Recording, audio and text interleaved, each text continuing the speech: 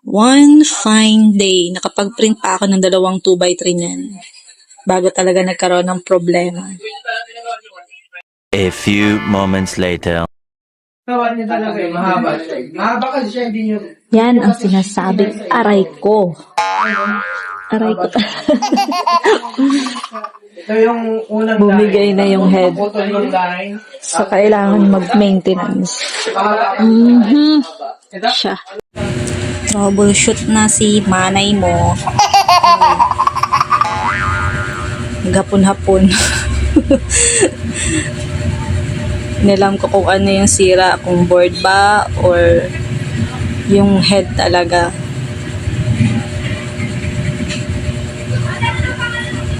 Ang una kong ginawa is inalis ko yung flex cable doon sa chip sa taas. Then tinry kong mag-clean and mag-nozzle check. Gumana siya. Pero syempre, since hindi connected yung ink niya, so walang ink na lalabas.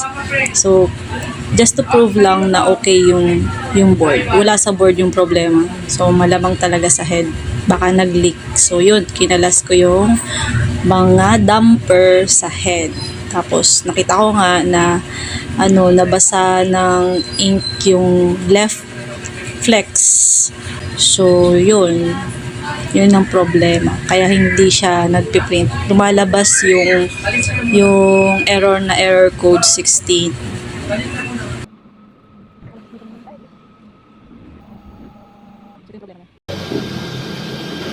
Pag nozzle test ko, hindi na siya magpo-proceed. Kasi kanina, bigla lang siya nag-stop habang magpiprint. Nakatapos pa ako ng 2 part na 2x3. Nung pagsala ko ng 6, ayun siya, error na... Oh my God! Error 16. Ibig sabihin, hindi nagko-connect yung tawag dito yung ng board, yung ink hindi nababasa. So ito, ibig sabihin po ito lang connection nito or ito ang problema. Head na.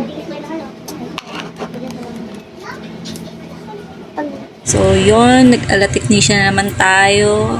Hindi ako technician, guys, ha. Bale, lahat kasi ng printers namin dito, inaaral ko muna talaga bago ko ipa-handle sa iba, sa tao namin. Kasi gusto ko malaman muna kung ano yung mga possible error na may encounter ko and ano yung pwedeng solution since malayo kami sa technician. Hindi kami agad-agad makakapagtawag ng technician. So, para hindi matenga ang mga trabaho, yan, ginagawan ko agad siya ng paraan. Since first time ko magkaroon ng tarpaulin printer nung February this year, 8 months pa lang to na-encounter ko ng error na to. Dual head nga pala yung tarpaulin printer namin, pero yan yung naunang nasira kaya binalot ko na lang siya sa plastic, so isang head na lang talaga gumagana dyan. And sunod na sira dyan is yung pump, yung ink pump or cleaning pump, ano tawag din, yung higop, suction pump, gano'n. Kasi clean ako ng clean tapos hindi lumalabas yung mga kulay. Napansin ko hindi naman pala talaga humihigop yung suction pump papunta sa waste ink tank, yun. Tapos, ang ginawa ko, swinap ko yung sa may nasirang head, nilipat ko naman doon sa kabila. Yun, gumana yun. Then, ayan, yan pangatlong error ngayon. Kaya kailangan na magpalit ng head. Pero syempre, hindi ko nga yan basta-basta sinusukuan. Mga ganyang error, parang nasi-challenge akong ayusin. As much as possible na kung pwede pa, di ayusin. So yan, kakabuting-ting ko niya ang head na yan. Diyan ko napansin na wala pala, yung head na ikinabit ay walang goma. Kaya nung nagbili ako, tinanong ko kung anong kasama nung head. May goma siya. Rubber, para hindi kumbaga, pag nagkaka-clean or manual pump, hindi mag-overflow yung mga ink, hindi abutin yung gilid na kinakabitan ng flex cable. So yun nga, andyan na rin lang naman ako since nakita ko madumi. Nilinis ko na lang din bago ko ibinalik yung sirang head. Then hinintay ko na lang na dumating or may padala yung in-order kong bagong head. Tapos bukas, kabit ko na lang bukas. 24 hours later. So yun nga, naipadala ni sir yung in-order kong printer head kagabi. Galing pa daw siya ng Bulacan. And then naipadala niya na sa DLTV. Kinuha ko na kaninang 6:30 ng umaga dito sa Daet. Then, ayun na. At since marami akong pending na kailangan i-print, magpapa-assist sana ako kaso di nagsasagot eh. Baka tulog pa kasi maaga pa nga eh. So, tinry ko na lang din. Kaya ko yan. Tiwala lang. Ayan yung head. Tingin ko naman brand new. Kasi ang linis eh. So, ang una kong ginawa, tinanggal ko yung mga damper doon sa lumang head. Tapos tinanggal ko na rin yung lumang head. Then binuksan ko yung bago kong order na printer head. Tapos kinabit ko muna yung flex cable doon sa chip. Doon sa taas. Yan. Then, para mas madali, kinabit ko muna yung flex cable na yan. Left and right. Bago ko ikakabit doon sa sa printer head. Yan. Dapat tama yung pagsuksok mo dyan. Yung para yung mga pin magtama ng tugma. Yan. Yung goma nga pala yan, yung rubber na sinasabi ko kanina, para hindi mag-leak kapag clean ka ng clean, hindi pumasok dun sa flex cable sa gilid yung ink. So, nilagyan ko na lang dyan ng safety. Nilagyan ko na lang din ng tape. Ang safety lang ba? Tapos, yun na, naka-ready na. Di, kinabit ko na lang. Ay, o nga pala, wala pala yung tornilyo. Kaya kinuha ko yung 4 na tornilyo dun sa lumang head. Kaya kinabit ko na dyan. Since malinis na rin naman yan eh. Nilinis ko na yung kahapon. So, yan. Careful. Dahan-dahan ang pagkabit na sakto. Huwag masira. Ala, 15K din yan. So, yan. Nung naikabit ko na yung head, na-fit ko na yung 4 na tornilyo.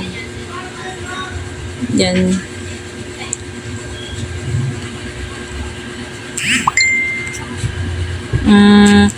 Yan, kinabit ko naman yan sa taas yung chip. Tapos isa-isa ko nang nilagay yung mga damper according sa sa setup ng dating color.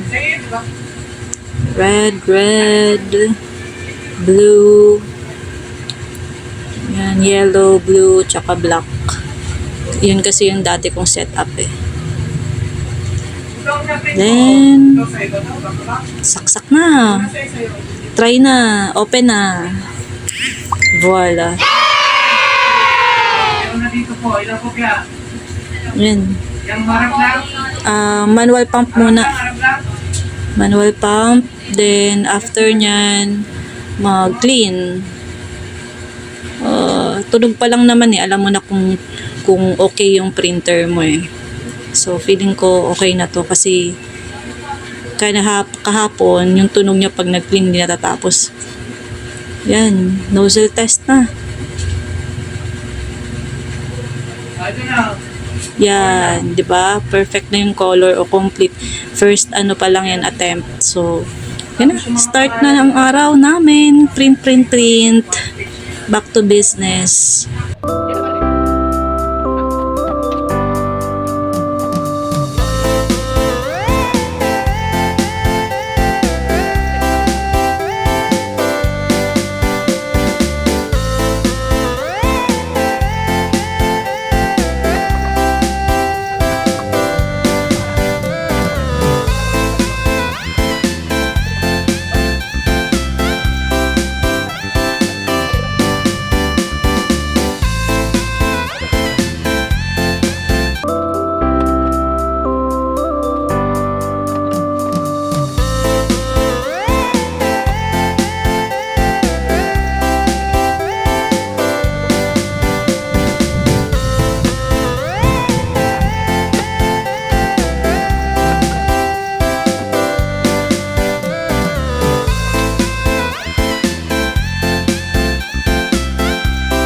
Ayan.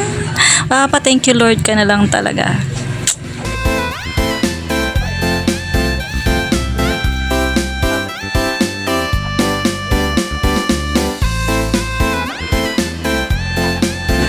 napaka-hands-on ko pagdating sa mga printers ko. Kasi 'di ba, kung palaging may sira tapos maya ka tawag sa technician, ay grabe, magagrabe ka talaga sa bayaran. Syempre 'di ba, parts pa lang 'yan. Mahal na, how much more pa yung labor, tsaka syempre maghihintay ka ng matagal kasi yung pamasahe nun, pagbiyahe pa nun, 'di ba? So marami ng pending, marami ng sayang kung hindi mo agad actionan problema. So ayan, maganda na ulit yung result ng printing. A few moments later. Nakaligo na, wala nang problema, problem solved.